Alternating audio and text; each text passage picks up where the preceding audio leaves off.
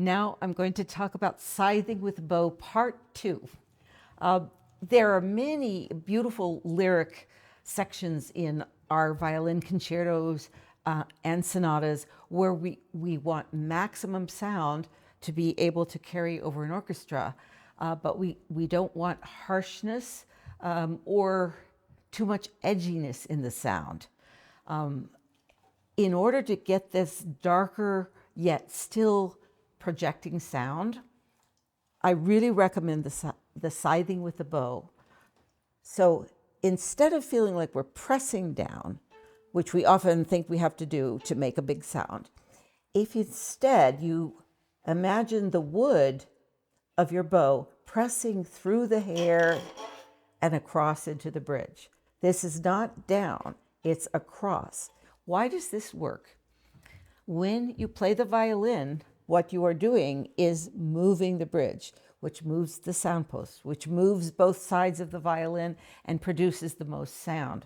So going down this way may not move the bridge as much as moving in towards the bridge, which I call scything.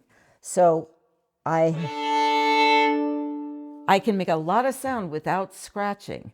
And it's much easier to scratch if I'm going straight down instead of this sideways motion. So experiment with your pieces.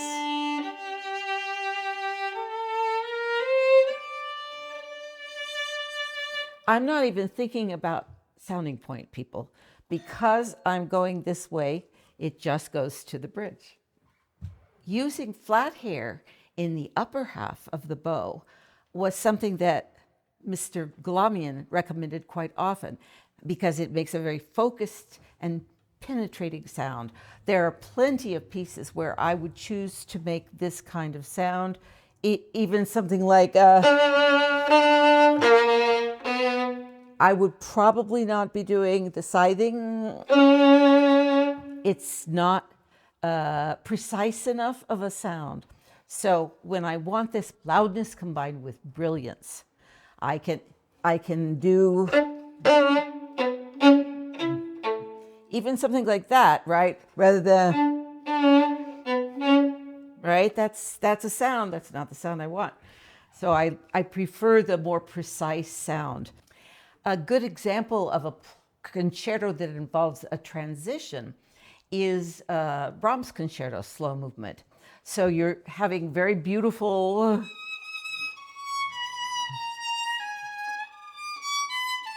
kind of dreamy sounds. I might want to keep that scything sound, but when you get the middle section, which is extremely turbulent and very thick in the orchestra, you are going to want to have that.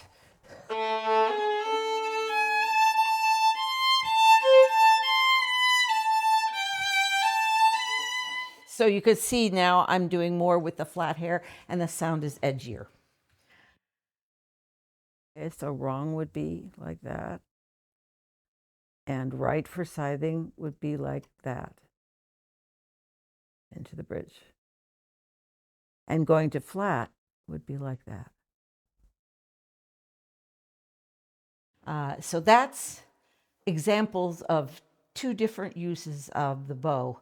The wood to the hair is always worth paying attention to. If you have a gigantic change from the way you put the bow down, by the way, this is never the way you should put your bow down. That is too big a hole. See the hole between the wood and the hair? So I'm going to control that, flopping over. Now, right now, I want to keep the sound the same. You should be able to see the wood next to the hair, the lines running parallel. So I did not go to flat hair. I instead stayed on the side. So controlling that flip makes a huge difference in the continuity of your sound and in keeping your phrase clearly as belonging to each other. Whichever kind of sound you're trying to produce, whether it is warm or more projecting and defined, always be aware of your relationship of hair and wood in the bow.